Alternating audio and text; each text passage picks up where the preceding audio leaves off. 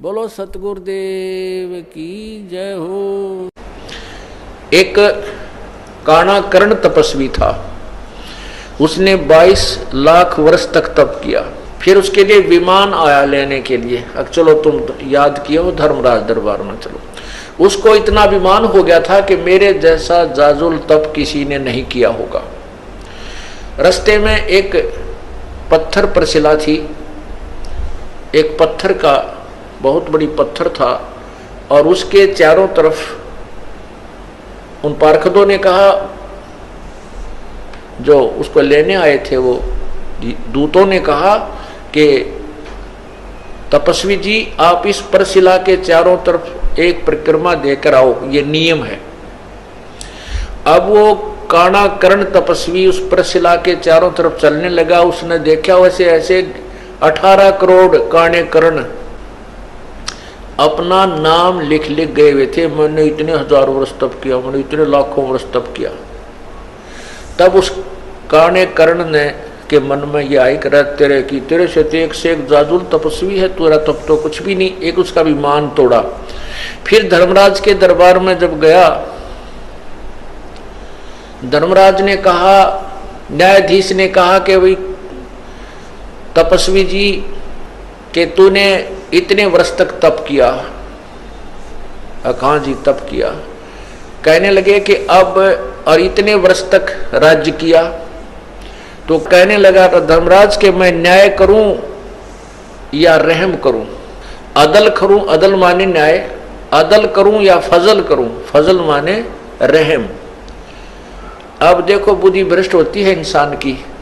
अब क्या मन में आता है उस तपस्वी के कि ये रहम क्यों कराऊं इससे, मैंने ही तप किया और मैंने ही राज्य प्राप्त किया। अब ये इसमें रहम की क्या आवश्यकता पड़ेगी? कहने लगा न्याय कर, अदल करो। वो कहता है कि मैंने 22 लाख वर्ष तप किया, इतने वर्ष राज्य किया, तो इसमें रहम की क्या आवश्यकता है, आप न्याय करो। तब धर्मराज ने कहा कि जिस टुकड़ी पत्थर की टुकड़ी के ऊपर बैठकर, जिस पत्थर की शिला पर बैठकर तूने तप किया था वो किसकी थी? तेरी थी या मेरी थी? बता।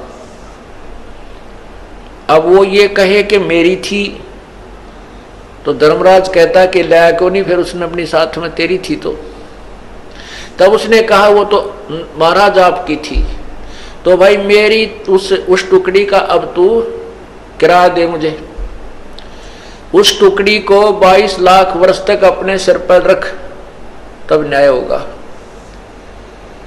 तब कहता है रहम करो, अब रहम करो। ने बोला रहम करो तो मैंने अपने सिर पर रखनी पड़ेगी भाई, यह गलती मैं नहीं कर सकता। उसको सरब बना दिया और 22 लाख वर्ष तक वो मरता रहा, जीता रहा और उस टुकड़ी के नीचे उसका वास रहा। तो पुण्यात्माओं, ये तत्व ज्ञान हमें प्राप्त नहीं हुआ था। हम इन ऋषि महर्षियों को और तपस्वियों को, सिद्धों को, छोटे मोटे चमत्कार दिखाने वालों को एक परम संत मान बैठे थे। डंब करें डूंगर चढ़े अंदर झीनी झोल, जग जाने बंदगी करें ये बोवें सूल बबूले।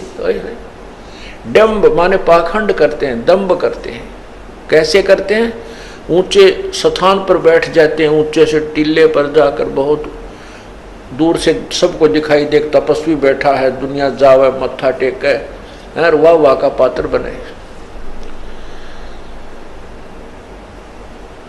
बोली जनता तो ये समझती है कि बड़ा तपस्वी है, बड़ा साधक है, बंदगी कर रहा है, भक्ति कर रहा है।